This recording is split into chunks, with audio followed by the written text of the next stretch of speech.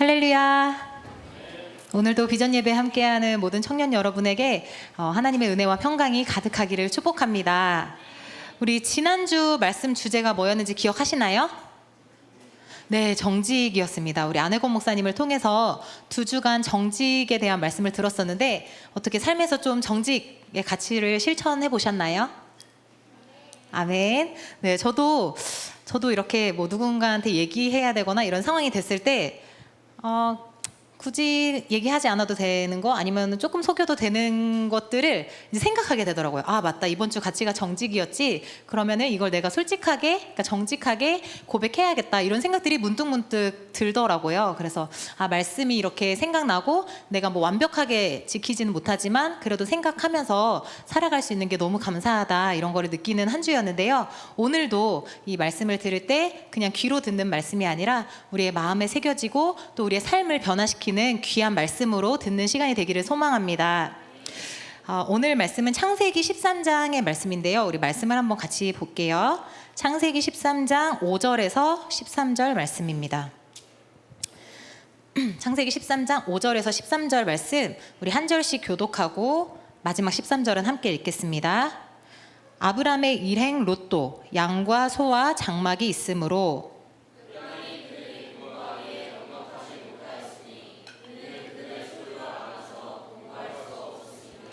그러므로 아브라함의 가축의 목자와 롯의 가축의 목자가 서로 다투고 또 가나안 사람과 브리스 사람도 그 땅에 거주하였는지라.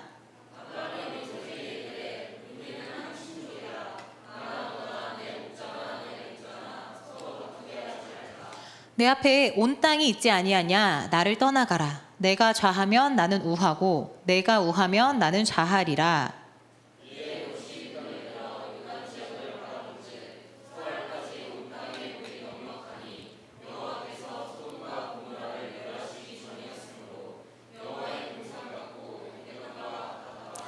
그러므로 롯이 요단 온 지역을 택하고 동으로 옮기니 그들이 서로 떠난지라.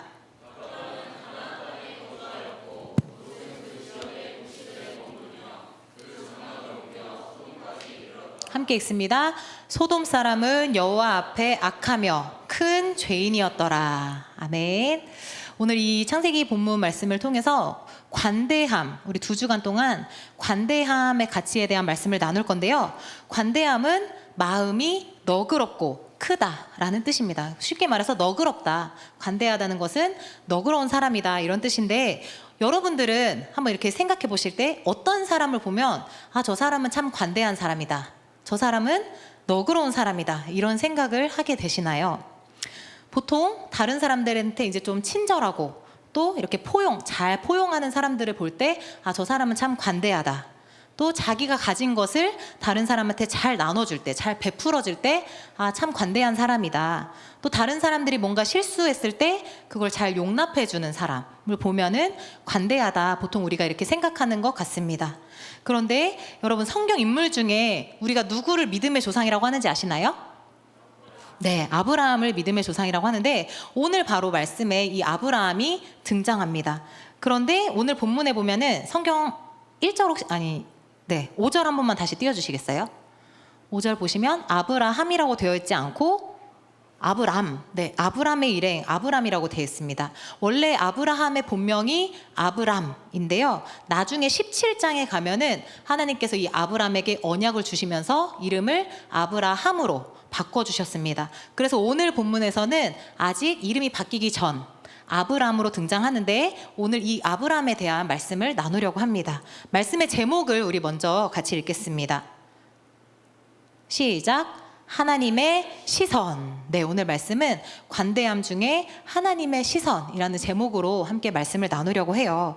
우리가 이 세상을 살면서 좀 더 관대한 마음으로, 좀 더 너그러운 마음으로 살아가려면 하나님의 시선으로 바라보아야 합니다. 하나님이 이 세상을 바라보는 눈으로, 하나님이 한 영혼을 바라보는 시선으로, 하나님이 나를 바라보는 그 시선으로 바라본다면 우리가 좀 더 관대한 마음을 품을 수 있습니다. 오늘 성경에서 만난 아브라함이 바로 그런 하나님의 시선을 품은 사람이었습니다. 오늘 본문 말씀의 내용은 아주 간단합니다. 아브라함이 조카 롯이랑 같이 살고 있었는데 하나님이 이 두 사람에게 복을 주셔서 아브라함의 가축과 재산이 많아지고 또 롯도, 조카인 롯도 양과 소가 많아졌습니다. 이 두 사람은 둘 다 가축을 돌보는 목축업을 하고 있었는데 이 둘이 복을 받으니까 가축이 점점 많아져서 이 한 땅에서 가축들이 먹고 마실 것들이 부족해지기 시작했습니다. 이제 아브라함의 목자들 그리고 롯의 목자들이 서로 다투는 지경까지 이르렀습니다. 내 양에게, 내 소에게 더 많이 먹일 것이니 너는 딴 데로 가라 하면서 다툼이 일어난 것입니다. 그러자 아브라함은 우리가 서로 가족인데, 친척인데 싸우는 것이 옳지 않다 하면서 롯에게 분가를 제안합니다. 그런데 아브라함은 이 많은 땅 중에, 멀리 있는 땅 중에 어느 땅을 선택할 것인지 롯에게 먼저 선택권을 주었습니다. 아브라함이 너가 먼저 선택해 하고 주니까 롯은 아니에요, 그래도 삼촌이 먼저 선택하셔야죠 하는 것이 아니라 전혀 주저하지 않고 바로 멀리 바라보면서 눈에 보기에 물이 넉넉해 보이고 기름진 땅을 먼저 선택했습니다. 그리고 아브라함은 롯이 선택하지 않은 다른 땅을 선택하면서 오늘 말씀이 끝이 납니다. 오늘은 이 말씀을 통해서 우리가 관대함에 대한 말씀을 나누려고 하는데, 먼저 아브람이라는 인물을 볼까요?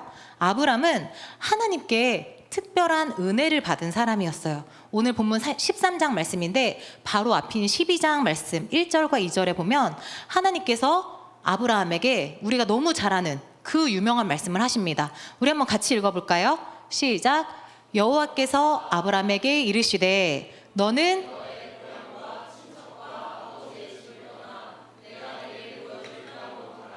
내가 너로 큰 민족을 이루고 내게 복을 주어 내 이름을 창대하게 하리니 너는 복이 될지라.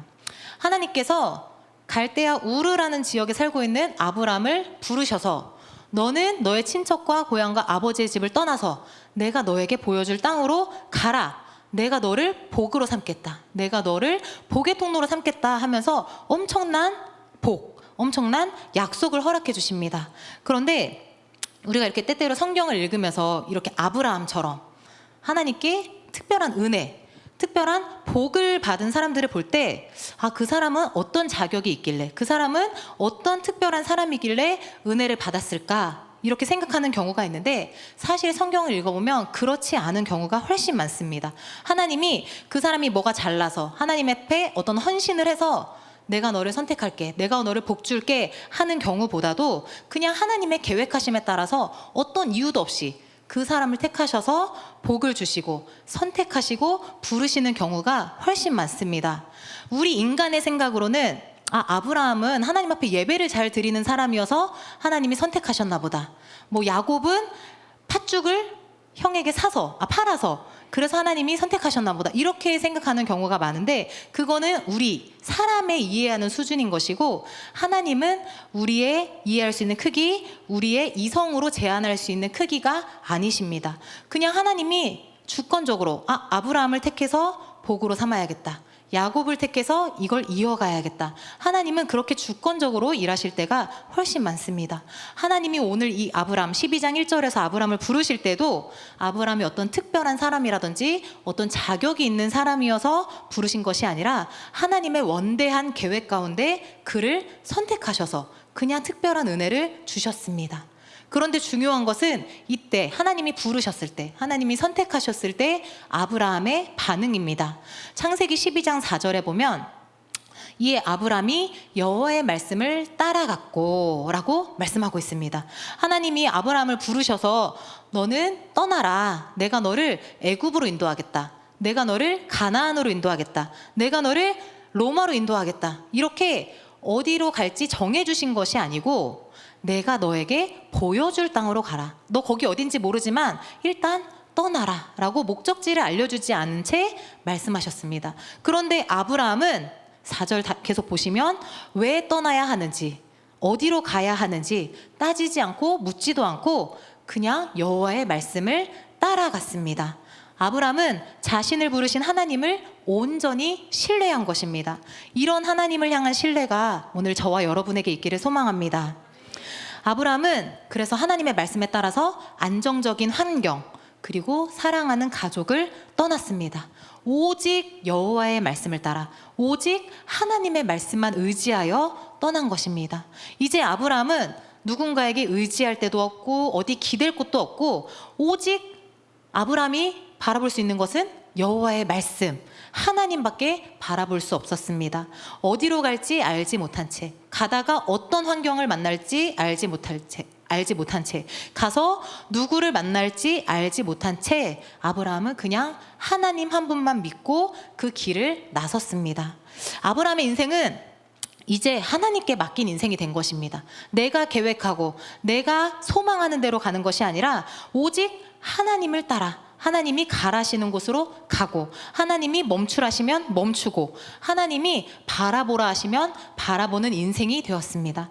그래서 아브라함은 이제 이 세상의 시선으로 이 땅을 바라보는 것이 아니라 하나님의 시선으로 바라보는 자가 되었습니다. 우리들도 마찬가지입니다. 사랑하는 여러분, 여러분의 인생은 누구의 것입니까? 여러분이 지금 살아온 20년, 30년, 40년 그 삶은 여러분의 것입니까? 아니면 하나님의 것입니까? 여러분 자신이 만약에 인생의 주인이라면 내 힘으로 이것도 해보고 저것도 해보려 했지만 실망하고 실패하고 좌절하는 삶의 연속이었을 것입니다. 그런데 아브라함처럼 또 성경의 많은 우리 믿음의 선조들처럼 하나님께 맡긴 인생이 된다면 시선이 여기 이 땅에 있는 것이 아니라 하나님의 시선으로 바라보기 때문에 저 위에서 바라보기 때문에 너그러운 마음, 여유로운 마음을 품을 수 있습니다. 오늘 아까 우리 찬양 마지막에 했던 것처럼 거친 파도가 우리를 향해 올 때, 거친 파도는 예수님 안 믿는 사람에게만 오는 것이 아니고 예수님 믿는 사람에게만 오는 것이 아니고 그냥 모든 인생에 찾아옵니다. 그런데 그때 우리가 이 땅에 시선을 두고 있다면 두렵고 무섭고 좌절되겠지만 하나님의 시선으로 바라본다면 찬양 가사처럼 주님과 함께 날아오를 힘이 있는 줄 믿습니다. 이렇게 하나님의 시선으로 바라보니까 아브라함은 이 땅에 소망이 있는 것이 아니라 하나님 나라에 소망이 있었습니다. 그래서 누구보다도 너그러울 수 있었고 누구보다도 어떤 환경에 대해서 관대할 수 있었습니다. 오늘 바로 이 아브라함이 하나님의 시선을 가진 사람이었는데 이 하나님의 시선으로 바라보는 관대함이 무엇인가 함께 보려고 하는데요. 첫째를 같이 읽어볼게요. 첫째, 시작. 긍휼. 오늘은 간단하게 단어로 보려고 하는데 첫 번째는 관대함이 표현하는 것은 긍휼함입니다. 아브라함이 보여준 관대함의 모습은 긍휼한 마음이었습니다. 관대한 사람은 다른 사람들을 긍휼히 여기는 마음이 있습니다. 긍휼이 무엇입니까? 이웃을 불쌍하게 여기고 이웃이 힘들어할 때 함께 공감해주고 돌보아주는 것, 그것이 긍휼입니다. 아브라함은 조카 롯이 겪고 있는 상황에 대해서 긍휼의 마음이 있었습니다. 아브라함이랑 롯은 삼촌과 조카 사이인데요. 창세기 11장 27절 28절에 말씀합니다. 데라의 족보는 이러하니라. 데라가 아브라함의 아버지거든요. 데라는 아브람과 나홀과 하란을 낳고 하란은 롯을 낳았으며 위에 잠깐 다시 띄워주세요. 여기 보시면은 데라가 아브람과 나홀과 하란을 낳았고 이 중에 셋째 하란은 롯을 낳은 거예요. 그러니까 아브람과 롯은 삼촌과 조카 사이, 큰아버지와 조카 사이인 것입니다. 그런데 28절에 이 롯의 아버지 하란이 그 아비 데라보다 먼저 고향 갈대아인의 우르에서 죽었더라. 그러니까 하란, 데라의 아들인 셋째 아들인 하란은 아빠보다 먼저 죽은 거, 요절했다 그러죠. 젊은 나이에 죽었습니다. 그러니까 다시 말해서 롯은 아버지를 잃은 거예요. 아버지가 돌아가신 고아였던 것입니다. 그런데 아브라함이 이 조카 롯, 아버지를 잃은 고아인 롯을 챙긴 것입니다. 아까 우리 말씀을 읽었듯이 하나님께서 아브라함을 부르셔서 너는 고향과 친척과 아버지의 집을 떠나 내가 너에게 보여줄 땅으로 가라 라고 했고 아브라함이 그 길을 순종해서 나섰다고 했는데 아브라함이 이때 조카 롯을 데리고 갑니다. 사실 자신이 아니어도 그냥 그 땅에 남겨두고 나는 하나님의 말씀을 따라갈게 하고 갈 수 있는 상황이었는데 아브라함은 굳이 조카를 챙겨서 같이 갑니다. 아브라함이 관대한 사람이었기 때문에 긍휼히 여기는 사람이었기 때문에 이 혼자 남아있을 롯을 챙겨서 함께 떠난 것입니다. 다른 사람을 이렇게 긍휼히 여기는 것은 하나님의 성품입니다. 시편 116편 5절에 이렇게 말씀합니다. 같이 읽어보실까요? 시작. 긍휼이 많으시도다. 우리 하나님은 긍휼이 많으신 분이십니다. 그래서 죄와 사망으로 죽을 수밖에 없는 우리들을 긍휼히 여기셔서 구원하시기 위해서 하나뿐인 아들 예수님을 십자가에 내어주셨습니다. 에베소서 2장 4절 5절에 이렇게 말씀합니다.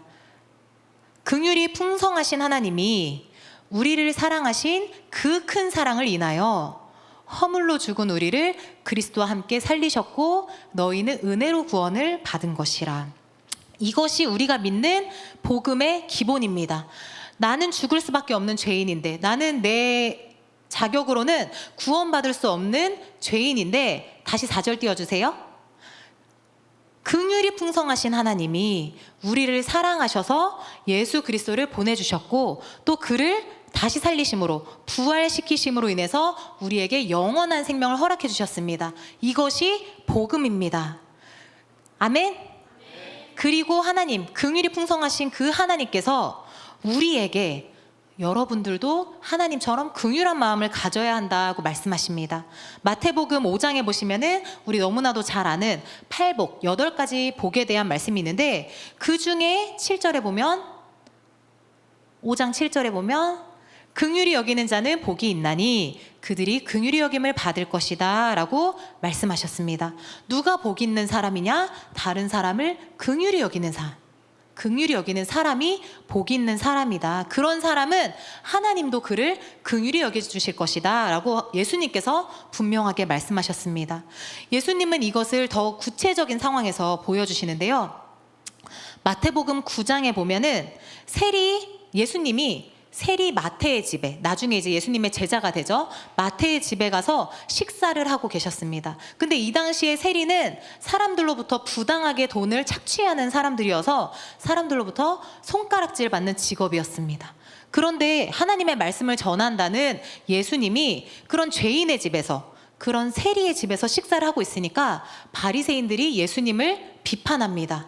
마태복음 9장 11절에 바리새인들이 보고 그의 제자들에게 이르되 어찌하여 너희 선생은 세리와 죄인들과 함께 식사를 하느냐 라고 비판합니다. 그때 예수님께서 이렇게 말씀하시는데요. 9장 13절 말씀 같이 읽어볼게요. 시작. 너희는 가서 내가 긍휼을 원하고 나는 의인을 부르러 온 것이 아니요 죄인을 부르러 왔노라 하시니라. 예수님 말씀하시기를 비판하고 있잖아요. 예수님이 어떻게 죄인들이랑 같이 식사할 수가 있어? 그랬는데 예수님이 구약의 말씀을 상기시켜 주시면서 하나님이 원하시는 것은 긍휼이다, 제사가 아니다 라는 것을 말씀하고 계시는 것입니다. 당시 바리새인들은 율법을 철저하게 지키는 사람들이었어요. 그래서 나는 율법을 지키는 의인, 너는 율법을 지키지 않는, 율법을 어긴 죄인이라고 생각하면서 그런 사람들이랑은 상종도 하지 않으려고 했습니다. 그런데 예수님이 그런 바리새인들을 향해서, 자기가 의인이라고 여기는 사람들을 향해서 하나님이 원하시는 것은 제사가 아니라 긍휼이다 라고 말씀하십니다. 우리가 오늘 이 말씀을 잘 기억하기를 원합니다. 내가 주일에 와서 멋진 모습으로 예배하는 것보다, 매일 성경을 많이 읽고 매일 기도를 몇 시간 하는 것보다 더 중요한 것은 하나님은 우리가 다른 이들을 긍휼히 여기기를 원하십니다. 성경을 읽어보면은 그런 말씀들이 너무 많아요. 대표적으로 마태복음 25장에 보면은 예수님이 이제 다시 오실 때, 우리가 이렇게 있잖아요. 예수님 다시 오실 때 우리를 보시고 어떤 사람들은 오른쪽에 양과 같은 자들로, 어떤 사람들은 왼쪽에 염소와 같은 자들로 구별하셔서 오른쪽에 있는 자들은 구원을 허락해 주시고 왼쪽에 있는 자들에게는 심판이 있다라고 말씀하셨는데요. 이때 그 기준이 무엇이냐? 마태복음 25장 35절에서 40절 말씀 보면은 내가 줄일 때 너희가, 그러니까 이 사람들, 이 오른쪽에 있는 사람들, 양과 같은 사람들, 구원을 얻은 사람들은 내가 줄일 때 너희가 먹을 것을 주었고, 목마를 때 마시게 하였고, 나그네 되었을 때 영접하였고, 헐벗었을 때 옷을 입혀 주었고, 이렇게 그러니까 긍휼을 베푼 사람들이에요. 37절에 그래서 이 사람들이 대답하는 거예요. 언제 우리가 예수님한테 그런 걸 해드렸습니까? 했더니 38절 언제 우리가 나그네 되신 것을 보고 영접하고 옷을 드렸습니까? 39절 언제 우리가 그랬습니까? 그랬더니 40절 내가 진실로 너희에게 이르노니 너희가 여기 내 형제 중에 지극히 작은 자 하나에게 한 것이 곧 내게 한 것이다 라고 말씀하셨습니다. 우리가 다른 사람을 긍휼히 여기고 섬기는 것이 곧 예수님께 한 것이라는 것입니다. 반대로 이 왼편에 있는 사람들, 염소로 구별되는 사람들은 심판을 받는데 이 사람들은 반대로 어려운 사람들을 보았을 때 모른 척하였고 도와주지 않았고 긍휼히 여기지 않았던 자들입니다.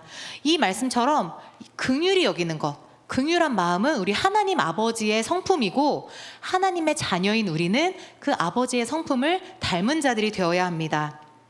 하나님의 시선으로 하나님의 눈높이에서 긍휼의 마음을 품는 우리 비전마을 청년들이 되기를 축복합니다. 관대함 첫 번째로는 긍휼이라고 하는데요. 이번엔 둘째를 같이 읽어보겠습니다. 시작. 네, 관대하다는 것은 배려한다는 것입니다. 관대한 성품의 사람 아브라함은 다른 사람을 배려할 줄 아는 사람이었습니다. 배려는 사전의 의미로 보면은 도와주거나 보살펴 주려고 마음을 쓴다라는 뜻입니다. 아브라함은 배려의 사람으로 조카 롯을 보살펴 주고 도와주는 마음이 있었습니다. 아브라함과 조카 롯의 재산이 많아져서 서로 다투게 되었을 때, 목자들 간에 싸움이 일어났을 때 관대한 사람인 아브라함은 그 다툼이 옳지 않다, 우리 이 다툼을 그만하자라고 방안을 마련했습니다. 다투는 게 옳지 않아, 내가 너 데리고 와줬으니까, 내가 그동안 너한테 이 정도 해줬으니까 너 이제 나가서 살아 한 것이 아니라 둘이 분가해서 사는데 그 과정 중에서 아브라함은 어느 땅을 선택할지 롯에게 먼저 양보했습니다. 그 아브라함의 나이, 우리나라도 이제 나이 많은 사람이 뭐 이렇게 더 많이 배려를 받으려고 하는, 요즘엔 물론 그렇지 않지만 예전에 더 많이 그랬었잖아요. 나이로 봐도 그렇고 또 가정에서 위치로 봐도 그렇고 아브라함이 내가 먼저 선택할게, 너는 다른 땅에 가서 살아 라고 충분히 할 수 있었는데 그 땅의 우선권을 조카 롯에게 양보했습니다. 롯을 먼저 배려한 것입니다. 아브라함은 자신의 권리를 전혀 내세우지 않고 또 내가 너한테 이만큼 배려해 주는 거야 라고 뭐 어떤 겉으로 드러내지도 않고 자신의 것을 희생하면서 롯에게 먼저 양보했습니다. 반면에 이 선택권을 양보받은 롯은 어느 땅이 좋아 보이는지 바로 눈을 들어서 바라봅니다. 10절 말씀에 13, 이 다음 거 보여주시면 돼요. 다음. 네. 롯이 눈을 들어 요단 지역을 바라본즉 저기 보니까 온 땅에 물이 넉넉하니 그 땅이 마치 여호와의 동산, 즉 에덴 동산 같았고 풍요로운 애굽 땅과 같이 보였습니다. 롯의 지금 시선이 어디에 있습니까? 이 땅을 바라보고 있어요. 롯이 눈을 들어서 바라보니까 저기 물이 넉넉하고 에덴 동산 같고 애굽 땅처럼 기름지고 비옥해 보였습니다. 그런데 그 땅이 롯의 시선으로 보기에, 인간의 시선으로 보기에 아주 완벽해 보이고 아주 훌륭해 보였지만 나중에 성경을 읽어보시면 그 땅은 영적으로 죽은 땅, 영적으로 죄악으로 물든 땅이었습니다. 오늘 본문 마지막 절인 13절 말씀 한번 같이 읽어보실까요? 시작.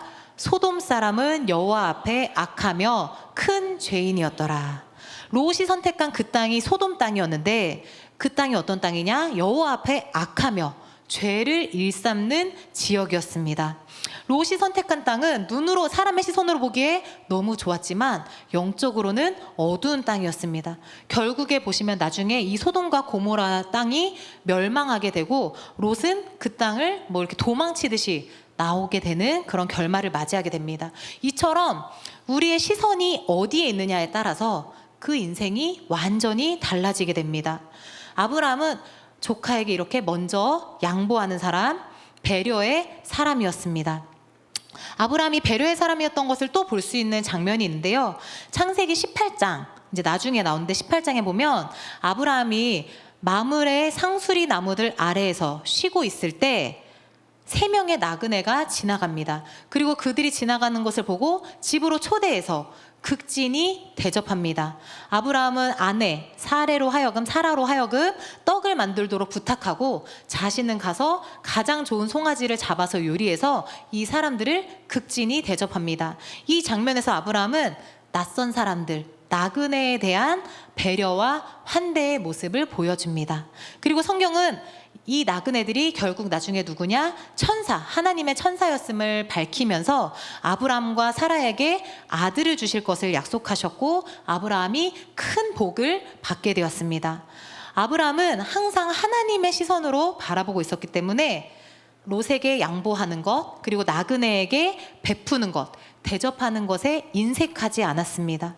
우리가 이렇게 생각해 보면 양보하거나 자꾸 대접하는 것, 섬기면 너무 나만 손해 같은데, 내 희생 같은데 라는 생각이 드는데 아브라함은 그런 마음이 전혀 없었습니다. 왜냐하면 아브라함은 하나님의 시선에서 바라보았고 하나님의 크기로 생각했기 때문입니다. 배려는 여러분 생각해 보세요. 누가 배려할 수 있을까요? 나와 옆에 이 사람이 있을 때 누가 배려하느냐? 둘 중에 더 강한 사람, 더 힘 있는 사람, 의식 수준이 더 높은 사람이 배려하는 것입니다. 아브라함은 내가 양보하고 베풀 때 내가 손해보는 것이 아니라 하나님이 기뻐하시고 또 하나님이 채워주신다라는 그런 비밀을 아는 사람이었습니다. 우리들도 그 아브라함의 시선으로 하나님의 크기로 이웃을 바라보고 배려할 수 있는 저와 여러분이 되기를 소망합니다. 네, 이제 관대함 세 번째를 볼 건데 첫 번째는 긍휼, 두 번째는 배려였습니다. 마지막 세 번째 관대함의 표현은 용납입니다. 우리 같이 읽어보실까요? 시작. 용납. 어떤 사람이 관대하다, 저 사람 참 관대하다라고 할 때는 그 사람이 다른 사람을 잘 용납해주는 사람이다 라는 의미가 함께 있습니다. 용납한다는 것이 무엇입니까? 사전에서는 너그러운 마음으로 다른 사람의 말이나 행동을 받아들인다라고 되어 있습니다. 그러니까 용납은 말 그대로 받아들이는 마음이 용납입니다. 다른 사람 있는 모습 그대로 받아들이고 그들의 약점이나 부족함을 포용할 수 있고 그들과 화목하게 지낼 수 있는 것, 그것이 용납입니다. 아브라함은 이런 용납의 사람이었어요. 아까도 말했듯이 조카 롯을 품은 아브라함입니다. 자신의 목자들과 롯의 목자들이 다툴 때 아브라함은 자신의 그 권리를 내세우거나 롯을 향해 원망할 수 있었습니다. 내가 그동안 너한테 이렇게 해줬는데 네가 감히 배은망덕하게 나한테 이렇게 할 수가 있느냐? 할 수 있는데 아브라함은 롯을 있는 모습 그대로 받아들이고 롯이 먼저 좋은 땅을 선택했을 때 그것을 수용해 줍니다. 결국에 롯은 그렇게 사람의 시선으로 보기에 좋아 보이는 땅, 비옥해 보이는 땅을 찾아서 떠나갔습니다. 아브람과 롯이 이제 헤어진 거예요. 그럼 이제 잘 먹고 잘 살면 되잖아요. 그런데 오늘 본문 다음 장에 나오는 14장에 보면 롯이 찾아갔던 그 땅에, 소돔 땅에 위기가 닥치게 됩니다.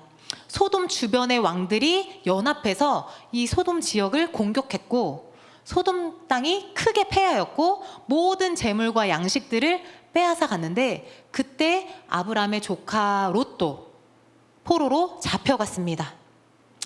그리고 이 소식이, 롯이 포로로 잡혀갔다라는 소식이 아브람에게 전해졌어요. 그러자 아브람은 아이고 고소하다, 너 혼자 좋은 땅 찾아가더니 라고 생각한 것이 아니라 바로 자기 집에서 길리운 군사들을 모아서, 여기 보시면 14절에 집에서 길리고 훈련된 자 318명을 거느리고 쫓아갔습니다.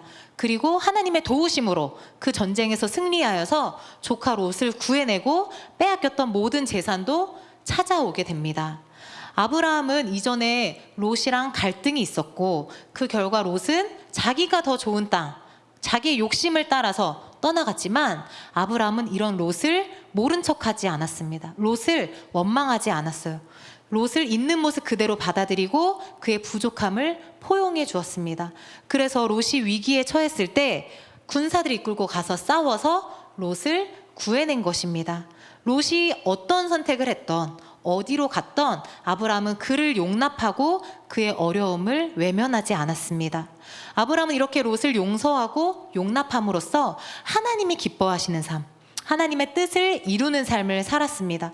인간적인 감정, 인간적인 서운함에 머물러 있는 것이 아니라 하나님의 시선으로 바라보고 하나님의 사랑을 실천한 것입니다. 우리 로마서 15장 7절 말씀 같이 읽어볼까요? 시작. 그러므로 너희도 서로 받으라. 이 말씀 속에 용납이 무엇인지 그대로 의미가 들어 있습니다. 그리스도께서 우리를 받아주신 것. 내가 잘나서, 내가 착해서, 내가 선한 일을 많이 해서, 내가 깨끗한 사람이어서 예수님이 용서해 주신 것이 아니라 그냥 지금에 있는 나, 죄인인 나, 우리가 아직 죄인 되었을 때 그리스도께서 먼저 우리를 받아주셨습니다. 그리고 하나님께 영광을 돌리신 것처럼 너희도 서로 받으라 라고 분명히 말씀하고 계십니다. 그래서 우리도 다른 사람들 있는 모습 그대로 받아들일 수 있고 용납하며 살아야 하는 것입니다. 우리는 모두 죄인이었고 하나님과 원수된 자들이었습니다. 그러나 하나님께서 우리를 사랑하여 주셔서, 우리를 용납하여 주셔서 우리의 죄와 허물을 용서해 주시고 예수 그리스도를 통해서 우리를 자녀로 받아주셨습니다. 하나님께서 우리를 용납하신 것은 우리 있는 모습 그대로를 받아주신 것입니다. 그래서 우리도 다른 사람을 바라볼 때, 내 주변에 우리 목장 사람들, 우리 청년 공동체 사람들, 또 우리 교회 사람들, 더 나아가서는 내가 사회에서 만나는 사람들을 바라볼 때, 그 사람 참 좋은 사람이야, 그 사람 괜찮은 사람이야, 나랑 잘 맞는 사람이야 라고 생각해서 받아들이는 것이 아니라 예수님이 나의 모습 그대로를 받아주신 것처럼 우리도 그 사람의 모습을 있는 그대로 받아들이고 수용할 수 있기를 간절히 소망합니다. 우리 교회는 좋은 사람들이 모이는 곳, 의인들이 모이는 곳이 아니잖아요.